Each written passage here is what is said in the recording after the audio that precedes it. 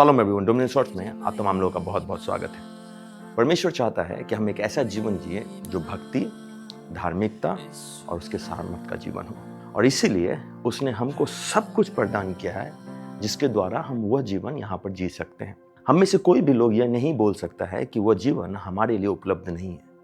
Basically हमें यह कहना चाहिए कि हम विश्वासी लोगों के लिए परमेश्वर ने एक्स्ट्रा अनुग्रह दिया है जिसके द्वारा हम उन चीजों को लेकर चलते हैं प्रत्येक दिन अपने जीवन में।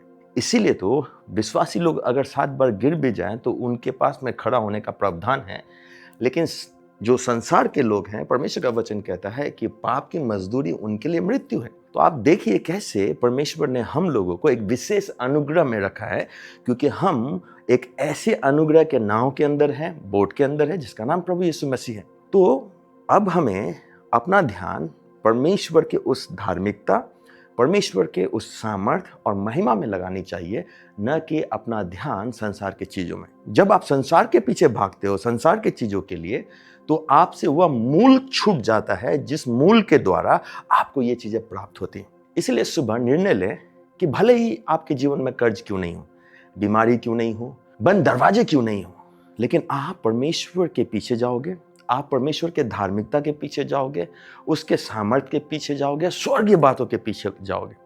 इसलिए परमेश्वर का वचन कहता है कि अपना ध्यान स्वर्गीय बातों में लगाओ, अपना ध्यान उन बातों पे लगाओ जो मन भावनीय है, जो सुहावनीय है, जो अच्छी बात है। परमेश्वर नहीं चाहता कि हमारा ध्यान नीचे की ओर हो, परमेश्वर चाहता है हमारा ध्यान ऊपर की ओर हो, ताकि हमारे पास में वो सूत्र हो जो सूत्र कभी भी हमें प्रबंध कराने में पीछे नहीं हटता। परमेश्वर का वचन हमको कहता है कि परमेश्वर की महिमा इसी से होती है कि तुम बहुत सारा फल लाओ और तुम्हारा फल बना रहे। इसीलिए परमेश्वर हमको एक ऐसा सूत्र प्रदान करना चाहता है जिस सूत्र से हम लगातार प्राप्त करते जाएं। मेरे प्रियो, हमेशा एक बात याद रखिए, परमेश्वर चाहता है कि आप एक सफल जीवन जिए, लेकिन यह आपको जानना जरूरी है कि वो सफल जीवन केवल और केवल परमेश्वर के धार्मिकता, उसके प्रकाशन और उसके महिमा के द्वारा आता है। इसीलिए संसार के पीछे भागना बंद कर दीजिए, धन के पीछे भागना बंद कर दीजिए, और वो करिए जो परमेश्वर चाहता है। आपका जीवन एक सुखमय जीवन, महानता का जीवन और धार्मिकता का जीवन होगा। Bless you all.